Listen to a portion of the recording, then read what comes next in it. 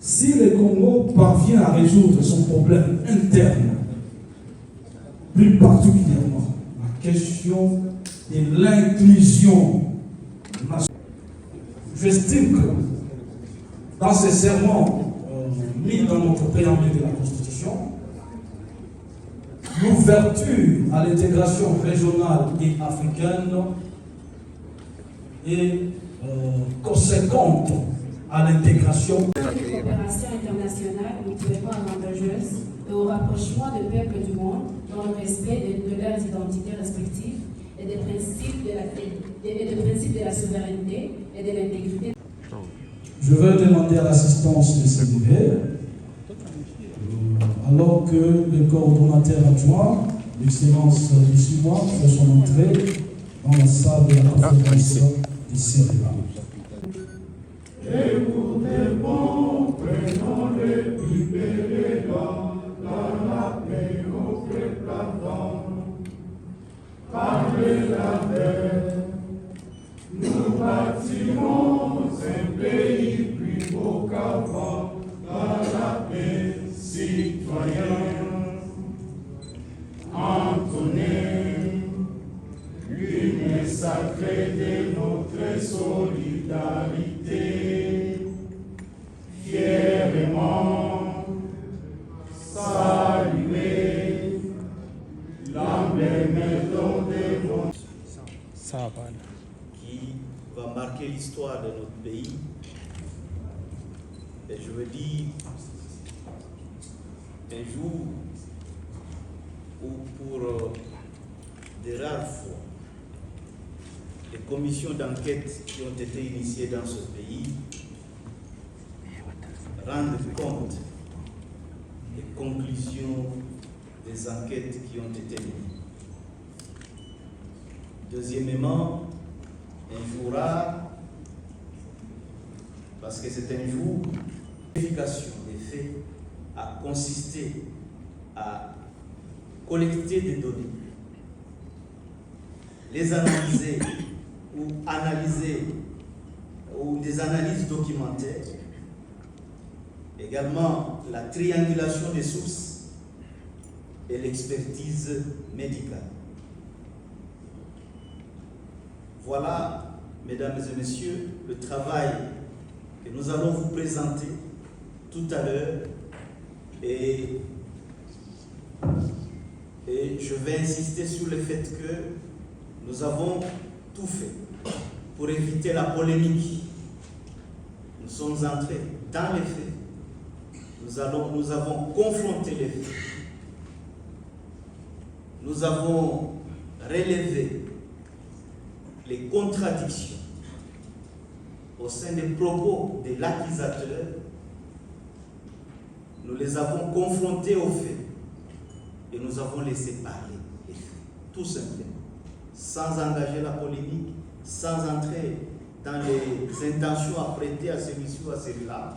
Nous sommes restés dans les faits et nous voulons que ces faits soient respectés par tous ceux qui ont élaboré des rapports contre nous. Je vais demander à notre secrétaire permanent, le camarade Elion Kimouroubou, pour qu'il nous présente l'économie du rapport que nous avons élaboré. Merci. Nous avons compris l'établissement d'une administration territoriale dans les zones libérées afin de garantir la continuité des services publics et le bon fonctionnement des institutions locales.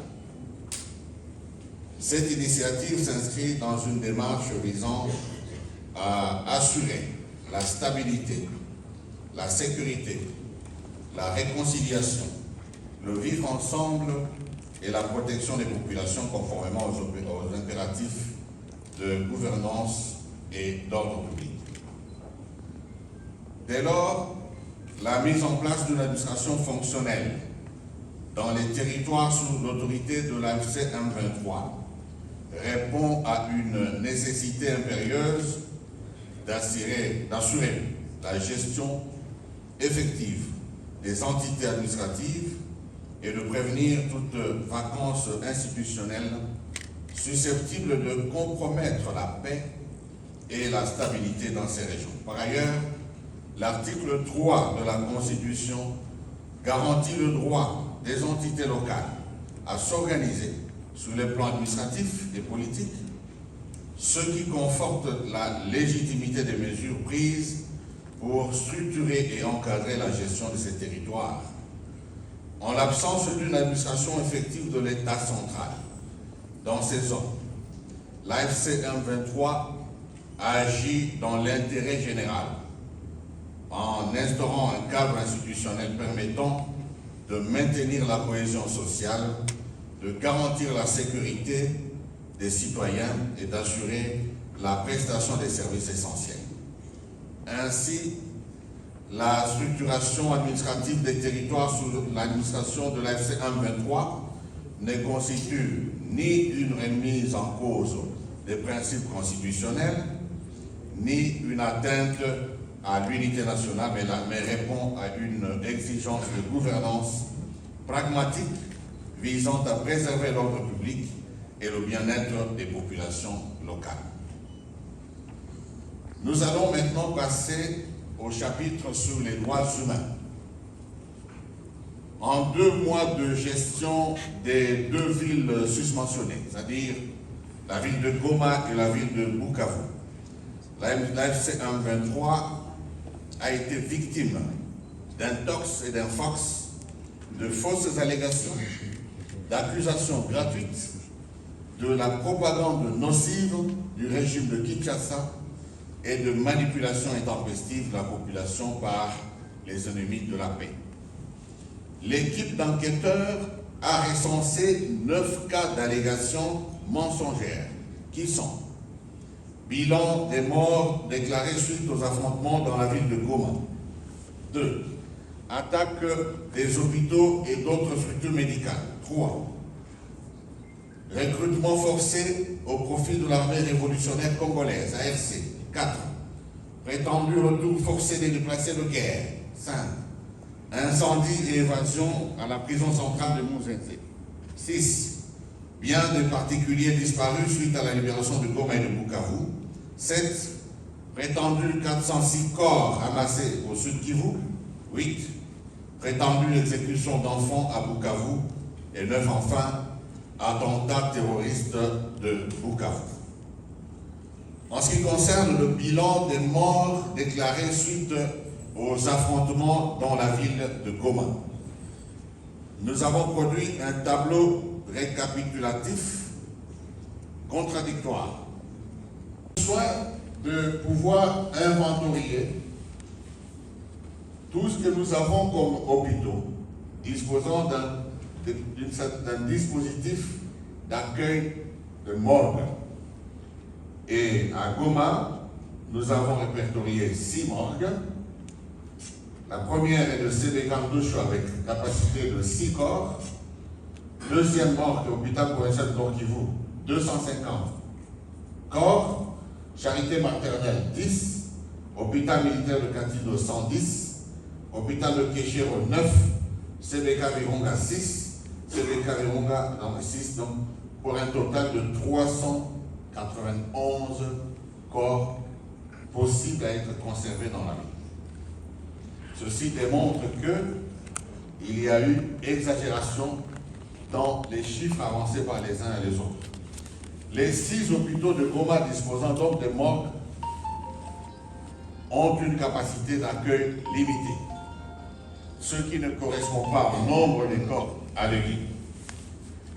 Du profil des morts, les données prélevées indiquent que les corps retrouvés appartenaient à des combattants, d'une part de la coalition des forces du régime de Kinshasa, FARDC, FDLR et Wazalendo, et d'autre part aux combattants de l'armée révolutionnaire congolaise, en tout cas les nôtres aussi, ARC, et non des civils. Bilan documenté. Le bilan reconnu par l'Alliance Fleuve Congo, en dehors des blessés, est de 874 morts, qui sont tous des combattants. Ce chiffre est corroboré par des données du service de protection civile et les registres hospitaliers. les différents corps sans vie ramassés dans la ville de Goma par les volontaires de la Croix-Rouge étaient constitués des éléments de l'ARC, comme je l'ai dit, des éléments de la coalition de Kinshasa, FARDC Wazalendo des Frères, et voilà donc les deux composantes. Toutefois, nous relevons que ces corps, parmi ces corps, il y avait également des corps longtemps conservés et abandonnés par le régime de Kinshasa, qui ont été trouvés dans la morgue de l'hôpital militaire de Katindo.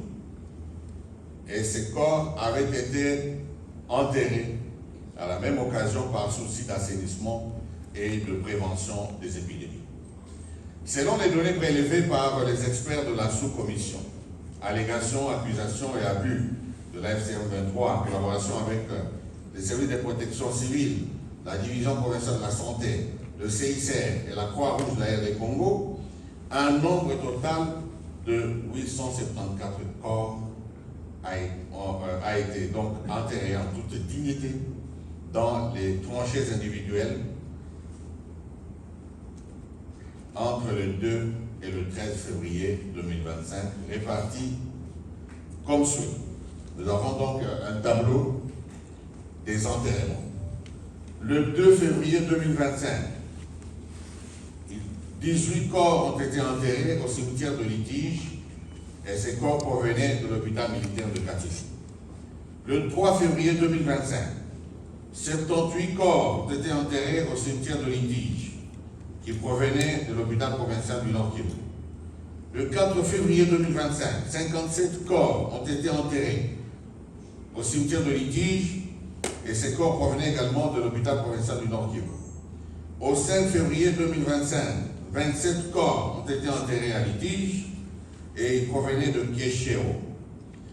Le 6 février 2025, 153 corps enterrés au même endroit à Litige et ces corps provenaient du port de Goma et de l'hôpital Charité Maternelle. Le 7 février 2025, 104 corps étaient enterrés en provenance de l'hôpital général, l'hôpital provincial du Nord Kivu et de l'hôpital militaire de Katindo. Le 8 février 2025, 63 corps enterrés, ils provenaient de l'aéroport et de la prison centrale de Mouzenzé.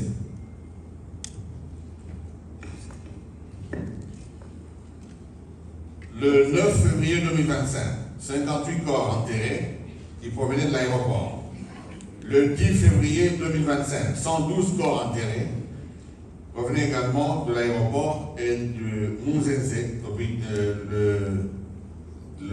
la prison centrale de Goma. Le 11 février 2025, il n'y a pas eu d'enterrement. Le 12 février 2025, il y a eu enterrement de 65 corps qui provenaient de l'hôpital provincial du Nord Kivu. Et le 13 février 2025, enfin, 139 corps ont été enterrés à Litige en provenance de l'hôpital provincial du Nord Kivu. Le total fait 874 corps enterrés, en toute transparence et avec la collaboration de tous les intervenants dans le domaine. Données relatives à la gestion des dépouilles mortelles. Donc, il y a un récapitulatif que vous allez retrouver dans le document qui sera partagé.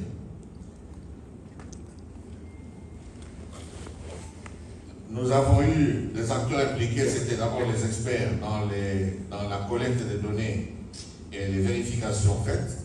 Nous avions des experts de la FCM 23, nous avions le service de protection civile, nous avions la division provinciale de la santé, nous avions la Croix-Rouge de la RDC et le CICR. La procédure consistait à la localisation des corps dans la ville, l'identification des cadavres, le ramassage et la collecte, le conditionnement des morts, l'inhumation en toute dignité dans des tranchées individuelles. Facteurs contextuels, plusieurs éléments permettent de comprendre l'écart entre les chiffres annoncés et la réalité. Entre les Congolais qui les ont abusivement qualifiés d'étrangers, contribuant ainsi à l'escalade des violences et au pillage dans la ville. Conclusion. le bilan de 3000 morts avancé par le régime de Kinshasa et les institutions internationales apparaît comme un montage orchestré dans le cadre d'une campagne de diabolisation de la SM23. Les données vérifiées et vérifiables confirment un bilan humain significativement inférieur, comme y est revenu Myriam Favier, chef de la sous-délégation CICR Goma, dans son interview accordée à RFI en date du 31 mars 2025, parlant de 900 morts documentés. Il s'agit principalement des combattants armés et non des civils innocents exécutés systématiquement comme initialement allégué. Cette manipulation des chiffres s'inscrit dans une stratégie plus large visant à occulter les problèmes de mauvaise gouvernance et les causes profondes à l'origine de la révolution constitutionnelle portée par l'AFC M23. Deuxième allégation, on a insinué qu'il y aurait eu attaque des hôpitaux et autres structures médicales dans la ville de Goma. Nous avons un tableau qui vous présente la situation des contradictions sur les différentes allégations autour de ce sujet. La SM23 a été alertée par le personnel médical de quelques hôpitaux de Goma au sujet de la présence de certains malades guéris, mais qui refusaient de quitter les hôpitaux concernés, notamment Il Africa et Sebekandosu. Plusieurs faux malades se faisaient accompagner de 3 à 4 gardes malades non autrement identifiés. Certains faux malades échappaient à la vigilance du personnel médical pour opérer dans la ville et revenir après leur forfait. Après investigation par nos services de sécurité, il a été certifié la présence d'éléments hostiles dans certains hôpitaux et structures médicales de la place. Il a été donc décidé, conformément aux prescrits du droit international humanitaire, d'une intervention en vue d'extirper la menace. 131 éléments de la coalition gouvernementale ont été extraits des 2 hôpitaux. 14 armes à feu ainsi qu'un engin explosif militaire ont été découverts et récupérés sur les lieux. Aucun acte de violence n'a été signalé durant cette intervention et parmi les éléments appréhendés figuraient quelques soldats des FARDC échappés des bases de la MONUSCO. Notre position, l'AFC-M23 réaffirme son engagement au respect du droit international humanitaire, tout en informant l'opinion qu'elle ne ménagera aucun effort pour traquer toutes les forces négatives partout où elles se cachent et perpétuent l'insécurité contre les populations et menacent même la sûreté publique. Le vivre ensemble, la gouvernance responsable et le respect des droits de tous les citoyens. Elle exhorte la communauté internationale à adopter une posture objective et équilibrée, à privilégier le dialogue et la médiation pour une résolution pacifique et juste de la crise endémique en résolvant les causes profondes qui n'ont que tant duré en République démocratique du Congo. Je vous remercie. Pourquoi la Commission ne s'est pas attirée à enquêter sur ces profils? Merci. Deuxième question, nous prenons 3 séries de questions. Une série de questions de 3 questions plutôt. Nous allons commencer par la question de Fiston Mahamba de l'État.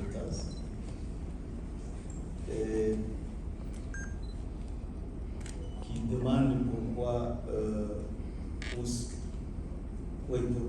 la commission n'a pas enquêté sur les morts civils, parce qu'il estime qu'il y en a eu.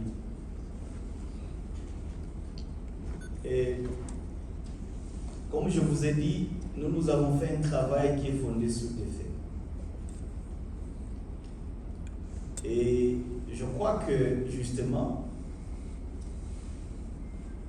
ce que nous avons démontré, ce sont les morts qu'il y a eu. Nous n'avons pas voulu en inventer d'autres. Et ces morts, comme on vous a dit, la plupart d'entre eux, plus de 90% des morts, c'est des morts militaires ou des personnes porteurs d'armes. Et les chiffres qui étaient donnés des civils morts étaient démentis par les faits. Parce que tous ces morts, on les présentait comme des civils qui sont tombés sur les champs de bataille. Enfin, pas sur les champs de bataille, parce qu'ils n'étaient pas sur les champs de bataille, mais qui auraient été tués volontairement par notre organisation. C'est cela qui était présenté. C'est comme ça que certaines organisations, avec le régime de Kinshasa, avaient présenté les faits. Que nous avons tué, certains parlaient de 3000 morts, 3000 citoyens tués. Il y a d'autres qui parlaient de 9000 citoyens tués. Il y a d'autres qui en parlaient autant. Eh bien, si vous connaissez, vous, comme journaliste, parce que vous savez, vous faites également un travail d'investigation, vous allez au contact des faits. Nous ne voulons pas engager la polémique sur des faits qui n'existaient pas. Nous avons engagé des enquêtes sur des faits qui existent et nous sommes allés les présenter et c'est ce que nous avons présenté. Alors si vous connaissez d'autres civils qui n'ont pas été identifiés ici et qui sont morts lors des combats et qui ont été tués par notre armée, présentez-les, dites-les nous. Nous allons enquêter là-dessus et nous allons présenter la vérité. Nous n'avons pas peur d'accusations parce que les accusations nous permettent, comme je l'ai dit, de nous mirer, de nous évaluer, de voir ce que nous faisons mal et de voir ce que nous faisons bien et de voir comment nous améliorer.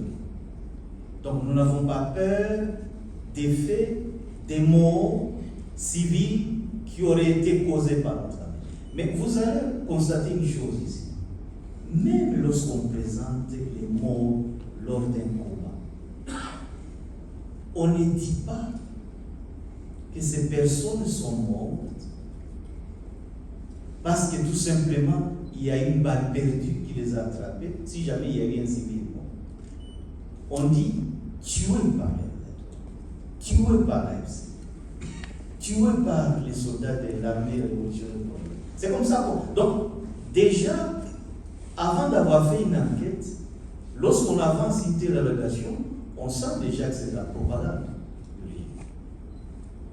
Et lorsque même il y a des déplacés de guerre, mais on les présente comme les déplacés de guerre du M23 ou de l'AFC M23. Alors que lorsqu'on parle d'une guerre, on parle de deux camps qui se battent. Je ne crois pas qu'il y ait des armes d'un seul camp qui peuvent faire peur à la population et les armes de l'autre camp ne font pas peur à la population. C'est aussi ça, la manipulation. Et que l'on dise que ces personnes sont déplacées à cause de la guerre du M23 ou parce qu'ils ont peur du M23, alors que chacun de nous ici, si une balle tire dans cette salle, ou même à l'intérieur de la salle, nous tous nous avons fini. On ne fera pas la différence entre la balle tirée par les FARDC et la balle tirée par un de nos soldats, ou la balle tirée par un voleur. On ne dira pas que c'est parce que c'est une balle tirée par les rebelles que ça fait fuir la population, mais celles tirées par les FARDC ne font pas fuir la population. En fait, c'est tout ça, la manipulation. Donc, notre ami Mamba, si vous avez des faits pour la paix, et nous savons que le temps de la justice viendra, où chacun de nous répondra de ses faits. Mais nous privilégions la paix pour le moment. Que nous puissions trouver un accord avec Kinshasa qui préserve les vies humaines et qui préserve également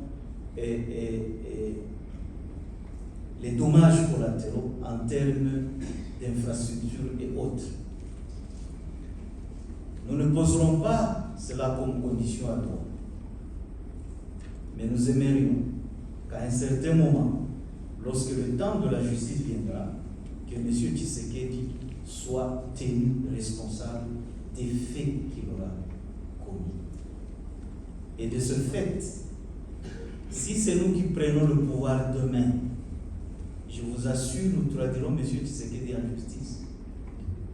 Parce qu'il a armé des civils, autant de civils dans différentes villes de Goma, enfin de l'est du pays, dont Goma, Bukavu et ailleurs.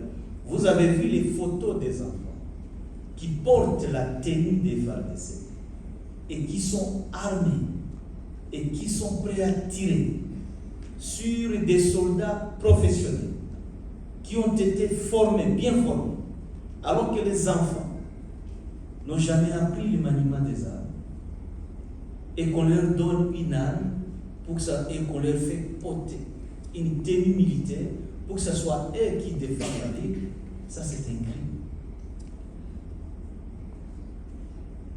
Lorsqu'on recrute des jeunes gens au sein de l'armée, on leur dit qu'ils deviennent des forces réservistes de l'armée régulière, on les amène dans un centre de formation, ils font quelques semaines là-bas. Après, quand ils viennent sur les champs de bataille, ils ne savent même pas armer leur arme et ils doivent se référer à des civils pour leur montrer comment on tire.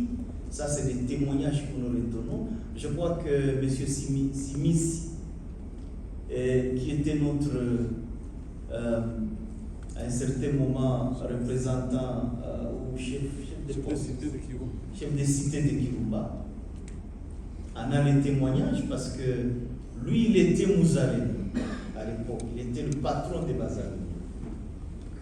Et les FARDC sont venus fraîchement du centre de formation et vous avez vu les analyses que nous avons faites ici. Si vous avez des allégations que vous nous opposez, en nous opposant également les preuves, nous allons les accepter. Nous avons dit tantôt que pour nous, les allégations ne nous effrayent pas, mais elles nous aident à nous mirer. Nous avons mis du temps pour vérifier tout ça, parce que nous voulions être sérieux. Lorsque vous regardez le moment où ces allégations ont été formulées, et le moment où nous venons rendre public ce rapport, il s'est passé autant de mois. Parce que nous voulions être sérieux dans l'enquête. Nous voulions nous mirer nous-mêmes, vérifier s'il y a quelque part où nous avons également été fautifs. Il est vrai que lorsque nous avons pris le contrôle de la ville de Goma, les amis, et ça se passe très souvent dans plusieurs mouvements de révolution, lorsqu'ils libèrent une entité, il peut y avoir des cas de dérapage. Nous avons reconnu, ils ont présenté le tableau entre le moment où nous étions à Goma, où nous sommes à Goma, et le moment où nous n'étions pas à Goma. Ce qui s'est passé à Goma et ce qui se passe maintenant. Les deux tableaux vont prouver si nous sommes libérateurs ou nous sommes un groupe de bandits. Et ce tableau va se fonder sur des faits, rien que des faits. Parce que nous voulons qu'on nous juge sur les faits. Et alors à ce moment-là, les tableaux qui présentent ce qui s'est passé ici avant que nous y soyons, nous demandons aux journalistes, à tous qui peuvent nous apporter des éléments là-dessus, de pouvoir être en contact avec la commission pour présenter. Parce que je sais que vous, journalistes, vous avez toujours été ici, vous avez assisté à des faits criminels, des faits de grande cruauté qui se sont passés ici, et qu'aujourd'hui, vous constatez la différence. Je crois que vous allez nous amener des éléments, non seulement sur les cas passés, mais aujourd'hui sur les cas présents. Parce que nous voulons être justes avec nous-mêmes et avec l'opinion, parce que nous respectons l'opinion. Merci beaucoup. Merci à vous de passer la parole. Merci beaucoup. Merci, chers participants et chers invités. Nous sommes tellement charmés de votre présence et nous vous disons merci d'avoir participé à cette coopération internationale mutuellement avantageuse et au rapprochement des peuples du monde dans le respect de leurs identités respectives et des principes de la souveraineté et de l'intégrité. Debout Congolais, 1, 2, 3. Debout Congolais.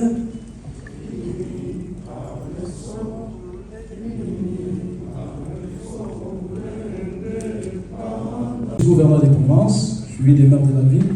Il y a le chef des départements, la ministre Fanny, qui va suivre les membres des leadership, après le vice-gouverneur, le maire de la ville, le bourgmestre et les hauts cadres de l'F-123. Nous demandons aux cadres qui ont reçu les documents, s'il vous plaît, donnez aux invités. Tout cadre qui a reçu les documents.